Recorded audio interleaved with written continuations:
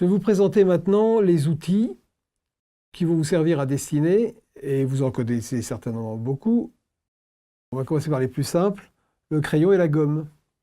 Mais quand même, par rapport au crayon, il y a une chose importante, c'est la tenue. Ça a l'air tout bête, mais il faut avoir une position assez décontractée pour tenir son crayon. Et je connais des gens, par exemple, qui tiennent leur crayon comme ça. Ils arrivent à dessiner, c'est que quand ils sont doués, ils y arrivent, mais ils ont beaucoup moins de souplesse et leur main est crispée, de même que si on fait trop comme ça. En fait, la position idéale, c'est une pince entre le pouce et l'index, et le crayon repose sur le majeur. Et on peut aussi poser sa paume sur la table. Par exemple, si on veut faire des hachures, on a beaucoup de souplesse. Et puis, le fait d'avoir cette position-là, ça permet de préciser, par exemple, une chose, et puis au contraire, de relâcher, comme ça.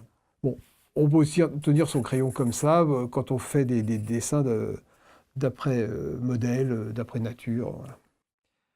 Alors, autre type de crayon, des crayons de couleur.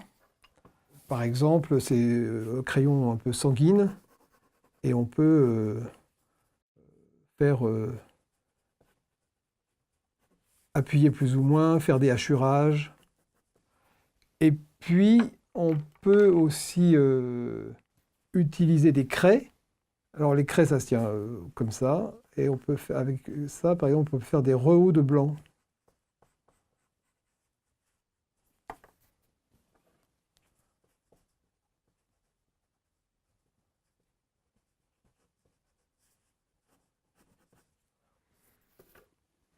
Il y a aussi les mines de plomb.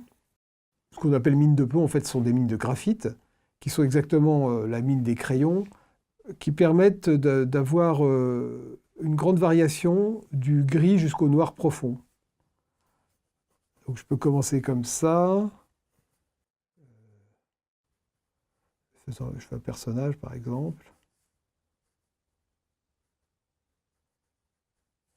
Et puis je vais hachurer. Et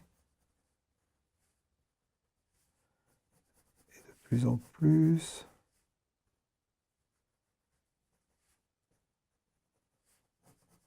Ça permet de faire des ombrés de plus en plus forts.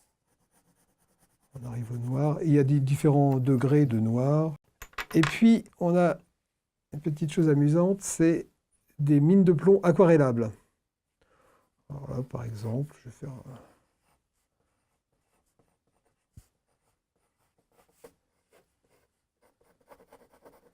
Là, je vais hachurer, comme je viens de faire avec la mine de plomb précédente. Et j'utilise un pinceau à eau qui va me permettre de faire un petit lavis.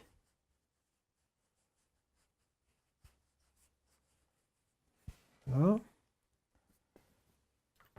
Aussi connu le fusain. Alors là, on est vraiment dans le noir. Là, c'est le noir pur. Vous pouvez voir là. Là, il faut le tenir plutôt comme ça, en fait. On ne le tient pas comme un crayon, là.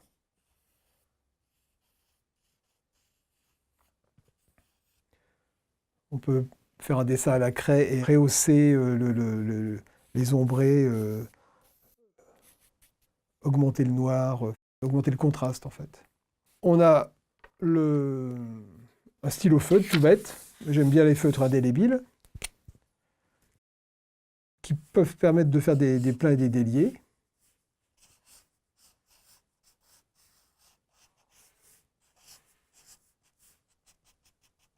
Ça permet des jolis hachurages. Et puis, le pinceau. Ça, c'est un pinceau à réservoir, qui est pratique parce qu'il est toujours plein. On n'a pas besoin de recharger. Et on peut donc le transporter facilement. Alors, tenue du pinceau. On peut le tenir comme ça, comme un pinceau à l'occidental, je dirais. On peut tenir son pinceau à l'oriental aussi. C'est-à-dire que les doigts perpendiculaires au corps du pinceau, ce qui permet d'alléger énormément sa main, de faire des traits fins et des traits épais. Vous avez déjà vu de la calligraphie chinoise ou japonaise. Voilà. Et finalement, le travail à la plume. Alors c'est pareil, à peu près la même tenue mais pas trop près de la plume. On trempe bien sa plume, il faut un peu l'essuyer sur le bord de l'ocrier.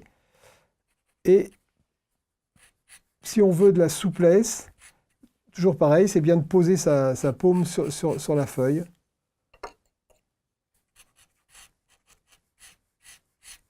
Par exemple, si je veux faire une...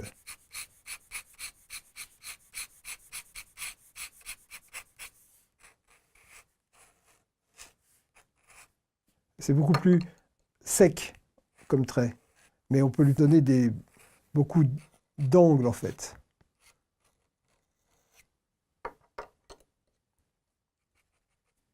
Voilà, je vous ai présenté les différents outils que vous allez utiliser pour le dessin. Cette expérience des outils manuels peut vous servir aussi pour le numérique, parce que la tenue et la pression que vous allez mettre sur votre stylet sera enrichie par le fait que vous y ayez utilisé des outils manuels.